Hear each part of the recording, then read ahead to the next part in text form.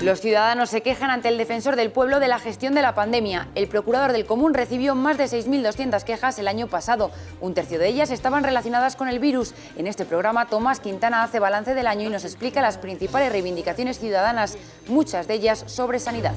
La atención presencial es insustituible. Al enfermo hay que diagnosticarle de forma presencial, hay que realizarle las pruebas correspondientes. En ese sentido, creo que es indispensable que se abran los consultorios, claro que sí. Será el primer gran trámite la aprobación de los presupuestos de la comunidad. Todos los grupos, salvo Vox, han presentado enmiendas parciales. En total se han registrado 1.785, algunas de ellas llegadas desde los dos partidos que forman el gobierno. Más de 1.500 euros que irán destinados a los más vulnerables. Ha sido la recaudación del calendario solidario impulsado por las Cortes en colaboración con el Banco de Alimentos y Cruz Roja. Aún puede descargarse online y se puede aportar a la causa.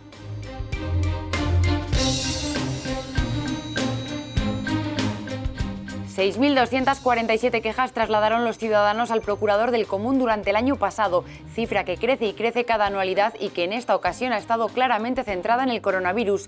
Una de cada 3 quejas son sanitarias, más de 2.200. Le sigue muy de cerca la gestión educativa, hasta 1.800 quejas en este ámbito, muchas de ellas por la incertidumbre generada al inicio del curso escolar.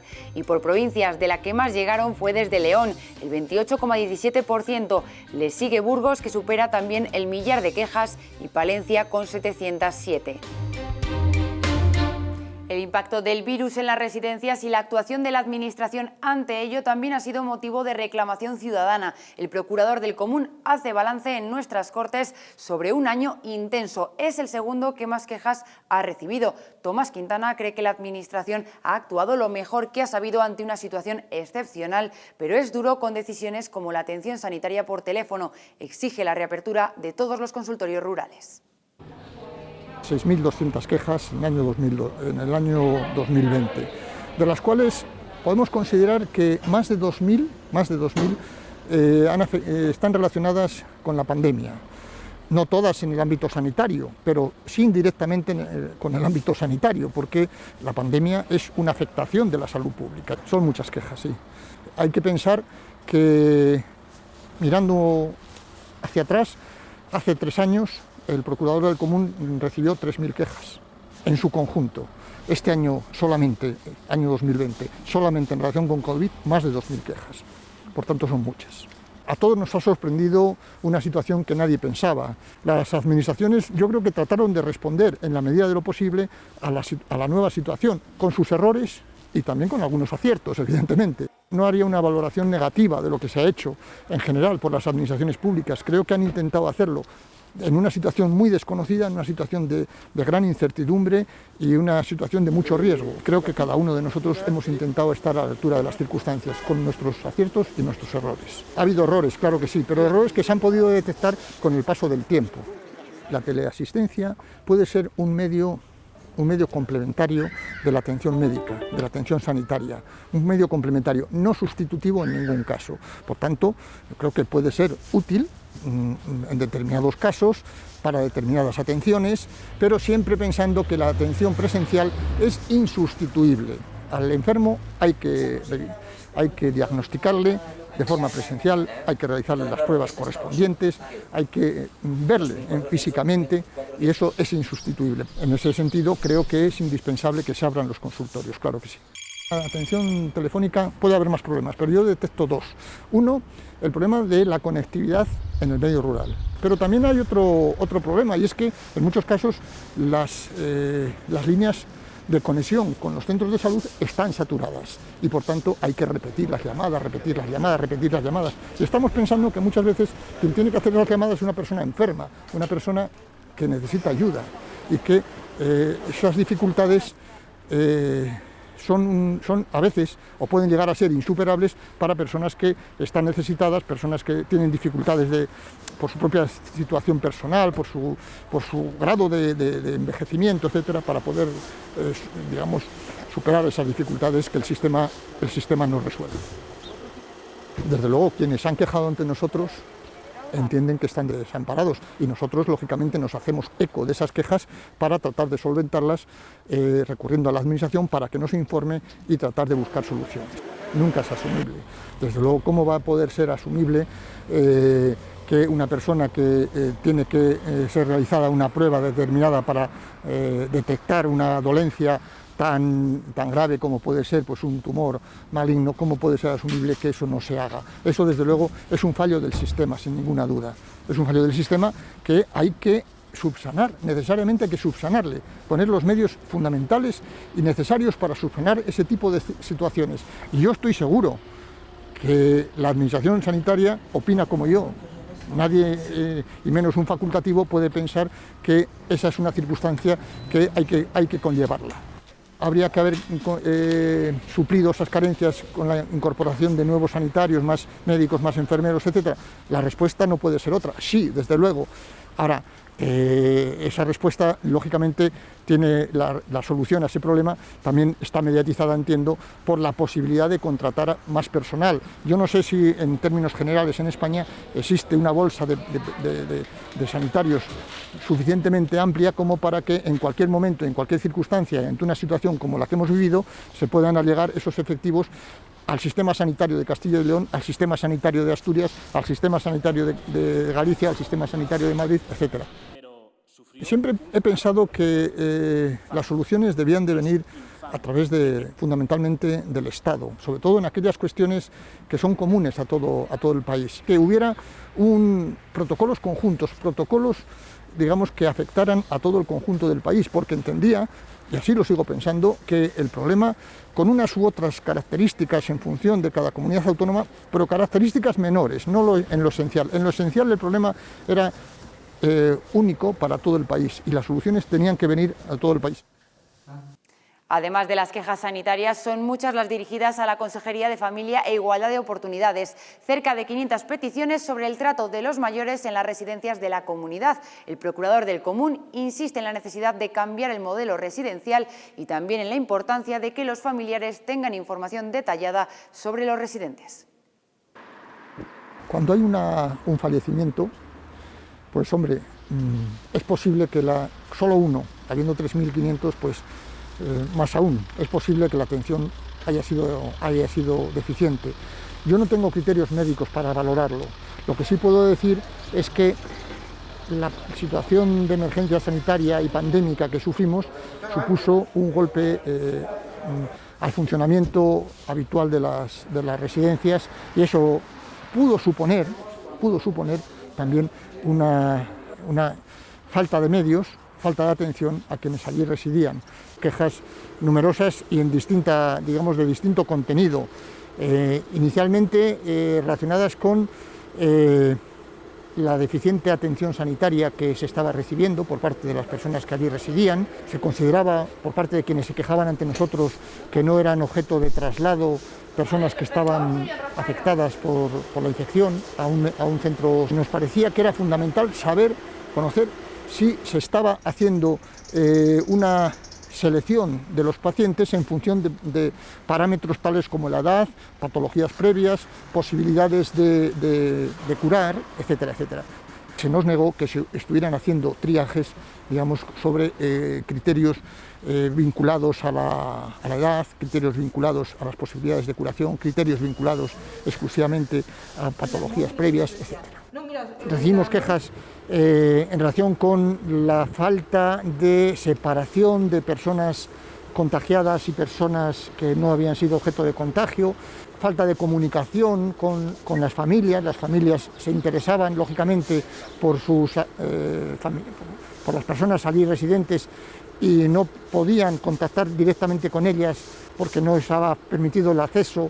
Los familiares tienen todo el derecho del mundo, como no puede ser de otra forma, de conocer la situación, el estado, la forma de vida, los padecimientos de las personas que residen o viven en las residencias de mayores. Cualquier limitación a esas relaciones entre las personas que residen en los centros de mayores y sus familiares es rechazable. Quizás en una situación límite como la que hemos vivido inicialmente, en la que lógicamente surge la situación de pandemia, en la que todos tenemos que afrontar una situación completamente nueva, sea por así decirlo, y dicho con todas las cautelas, tolerable una situación, digamos, de limitación de esas relaciones. Pero pasado los primeros impactos, el primer impacto, creo que es obligación de la propia residencia y de la administración de obligar a ello, de poner todos los medios necesarios para que esa comunicación se produzca, sea una relación, digamos, presencial o física, o sea una relación telemática. Creemos que evidentemente hay que cambiarlo en el futuro. Hay que cambiarlo para que pueda dar respuesta a situaciones de emergencia como la que hemos vivido y para que pueda ser un modelo más adecuado para situaciones de normalidad. Nos hemos dirigido a la Administración poniendo de manifiesto aquello que nosotros consideramos que puede ser objeto de modificación en ese cambio de modelo de residencia al que se aspira en la comunidad, fundamentalmente desde el punto de vista estructural, porque las residencias hasta ahora tienen una configuración arquitectónica, edificatoria, que es difícil, es difícil que dé solución a situaciones de emergencia como la que hemos tenido, en la que hay que separar enfermos, aislar enfermos de los que no lo están, etc. En segundo lugar, yo creo que también hay que dotar de medios humanos y materiales a las residencias, desde luego personal adiestrado, personal competente, medios materiales los necesarios para situaciones de emergencia y situaciones de normalidad, y después consideramos que más allá de esto tiene que haber una inspección continua. Habrá que estudiar los pros y los contras, pero desde luego tiene que haber necesariamente, si no una atención completa, sí una atención inmediata en la propia residencia, es decir, unos medios que permitan una atención inmediata cuando se necesite. Nos han dado esos datos y estamos a la espera de lo que decida la Administración. Tiene que consultar a las entidades gestoras de las distintas residencias para ver cuál es su opinión acerca de si se deben o no proporcionar los datos relativos a los fallecidos en cada una de las residencias. Digo consultar, no digo que tenga que pedir consentimiento, que no, sino consultar a ver cuál es su opinión. Y sobre la base de esa opinión y sobre la base de, los criterios de transparencia que están presentes en el funcionamiento de las administraciones públicas, hoy por hoy tiene que tomar una decisión. El Consejo de Transparencia y Buen Gobierno del Estado o cualquier otra comisión de transparencia de las que existen en las comunidades autónomas dictan sus resoluciones, que son vinculantes para las administraciones públicas, pero no hay ningún medio coercitivo para que esa resolución se pueda materializar. Todo mi pesar para ellos, porque creo que es humanamente muy cuestionable esa situación. Yo no sé si hay otras fórmulas de resolver este tema. Creo que en la situación que vivimos, por la situación de una pandemia que nadie esperaba, puede ser que, por lo menos en el inicio de la misma, puede ser que no hubiera una solución distinta. Pero desde luego es algo con lo que no se puede transigir ni ahora ni en el futuro, porque ya sabemos el sufrimiento que ha producido esa soledad con la que han tenido que soportar la enfermedad, si es que han logrado salvar a algunos de los enfermos, o la soledad en la que han muerto.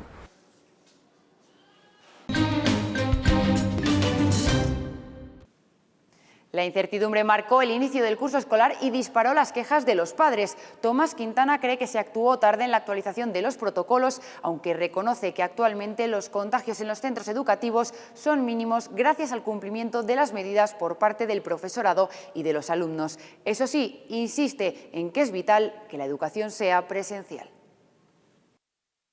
Se nos presentaban quejas por la incertidumbre que generaba el inicio del curso desde el punto de vista de los posibles contagios que se podían generar. Los protocolos que se hicieron para el inicio del curso se formularon a principios de julio, en una situación en la que parece como que el nivel de contagios había descendido de forma importante como consecuencia del gran periodo de confinamiento vivido anteriormente.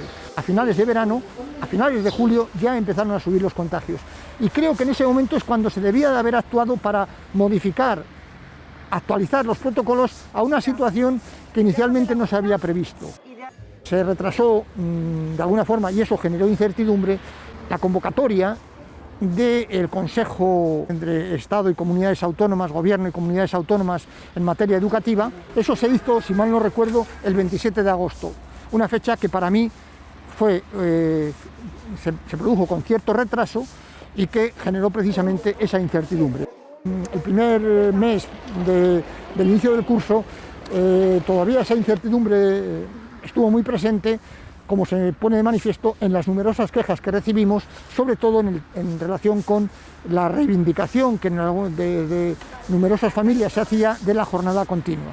Pudimos comprobar que algunos alumnos no tenían el adiestramiento, la habilidad necesaria para poder seguir las clases, incluso entre el profesorado también faltaba formación, pero las carencias no solamente eran de medios, también eran en muchos casos de conectividad.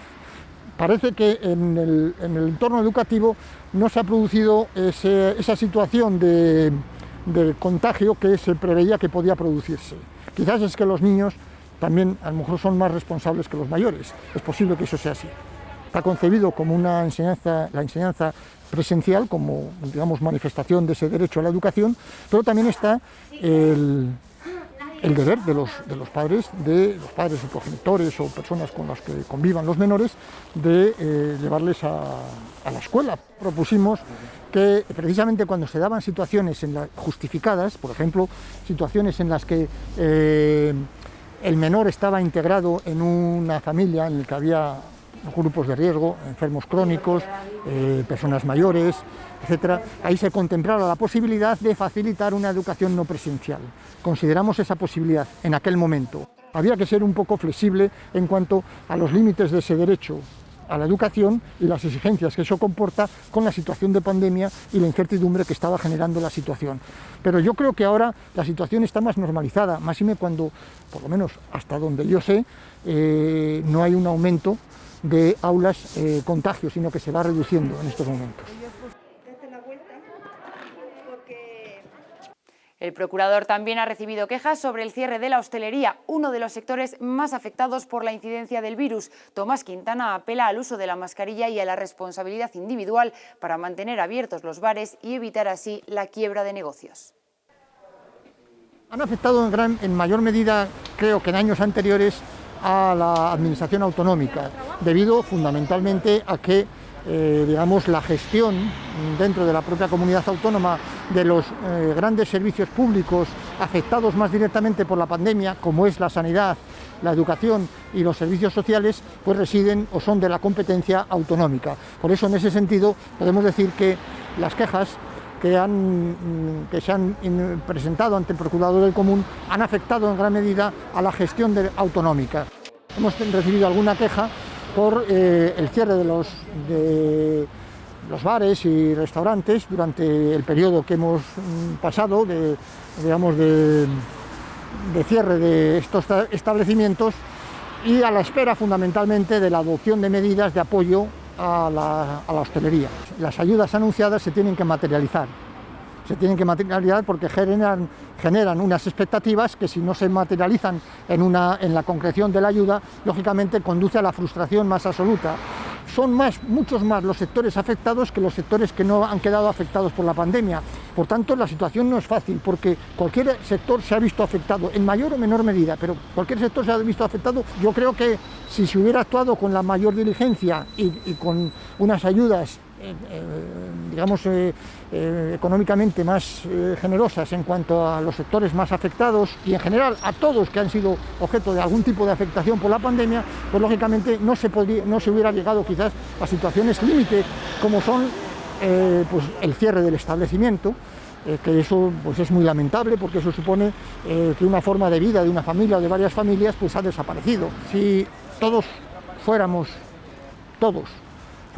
más conscientes de los límites, de nuestros límites a la hora de relacionarnos, de interactuar con los demás, pues es muy posible que la hostelería pudiera haberse mantenido algún tiempo más abierta o durante más tiempo.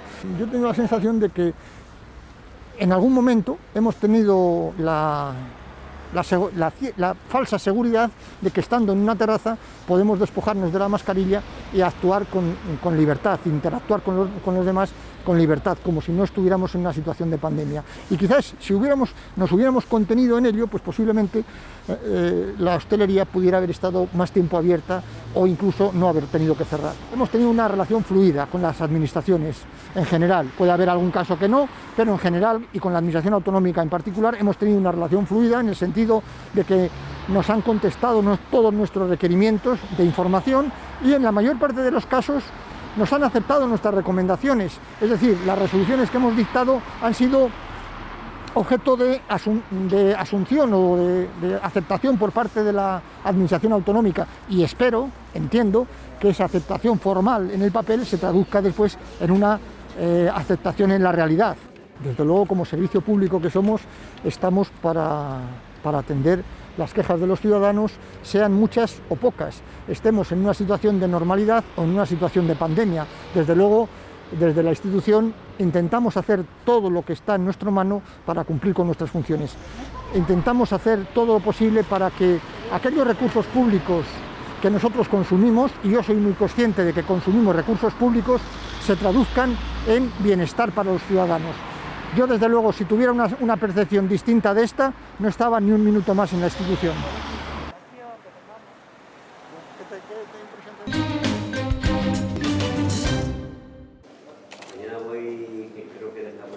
El Consejo de Cuentas plantea 34 fiscalizaciones para 2021 centradas en el coronavirus. Entre los análisis que pretende realizar destaca el estudio de los contratos impulsados por la Administración para hacer frente a la pandemia, también el examen de las ayudas y subvenciones anunciadas o qué destino han dado los ayuntamientos a los fondos recibidos específicamente para la COVID-19. Todo ello tendrá que ser aprobado por las Cortes. Hemos elaborado un plan que yo lo considero sensato, vigente, actual y útil. Incorporamos a nuestro plan las consideraciones del Pacto de Reconstrucción de Castilla y León. Pacto de Reconstrucción de Castilla y León, elaborado por las Cortes, casi aprobado por unanimidad, en el cual se nos encomendó fundamentalmente el análisis de la incidencia del COVID en nuestra comunidad. Todos sabemos que ha habido un trabajo no presencial, mucho trabajo telemático, y en ese ámbito vamos a analizar la seguridad informática, la publicidad activa, tanto en el ámbito local como en el ámbito autonómico. También el Consejo de Cuentas ha presentado un informe donde se analizan los contratos de los ejercicios de 2018 y 2019. La institución que preside Mario Amilibia recomienda a la Junta que se justifique la necesidad de los contratos y que se reserve la tramitación urgente solo para los casos recogidos en la ley. En total, la Administración autonómica adjudicó 2.655 contratos en 2018 y 3.224 al año siguiente. El primer gran trámite del año será la aprobación de las cuentas para 2021. Esta semana concluirá el plazo para la presentación de enmiendas parciales. En total se han presentado más de 1.600, 31 de ellas de los propios partidos del Gobierno autonómico, de PP y Ciudadanos. Desde la oposición, el PSOE exige más apuesta por el reto demográfico y Podemos por los servicios públicos. Proponemos el incremento de recursos humanos profesionales de atención primaria y aumentar las plantillas y el equipamiento con un claro objetivo de reducir las listas de espera. El sector del juego es una apuesta estratégica de PP y Ciudadanos. Nosotros creemos que incrementando sus tasas y sus cuotas se podría recaudar una cantidad ingente de millones de euros para destinarlos a lo público. Un montante para el helipuerto, que yo creo que es una infraestructura muy necesaria para Ávila, sobre todo un helipuerto para el transporte sanitario. Lo hacen tan mal que siempre tienen que autoenmendarse. Los presupuestos generales de la comunidad autónoma no son perfectos, ni lo serán. Son los grupos parlamentarios los que contribuimos a mejorarlos de forma leal y de forma sensata. Efectivamente, cada vez que aumentas una partida o creas una nueva, bueno, crear una nueva no, aumentar una partida tienes que sacarla de otra. Se han sacado de partidas no provincializadas en el que entendíamos que había colchón. Como ven, este jueves vencía el plazo para presentar las enmiendas parciales y ahora estas primero pasarán por la mesa de la comisión. Del 15 al 19 conoceremos el informe de la ponencia y la semana siguiente el dictamen de la comisión. No será hasta inicios de febrero cuando se reúna la Junta de Portavoces para que finalmente el día 9 y 10 de este mes se celebre el primer pleno del año y pueda debatirse y votarse las cuentas ya como proyecto de ley. A finales del año pasado les mostrábamos el calendario solidario que han impulsado las Cortes de Castilla y León junto al Banco de Alimentos y Cruz Roja, y ya tenemos las primeras cifras de recaudación. Se han conseguido 1.517 euros que irán destinados a las personas más vulnerables. Además, el calendario con los dibujos de los niños participantes en el concurso de Asaja se puede descargar todavía en las páginas web de las 3 instituciones y aún se puede colaborar con la causa. Hasta aquí la información parlamentaria de esta semana. La próxima volvemos, como siempre, los viernes a las 8 de la tarde con más actualidad política. Adiós.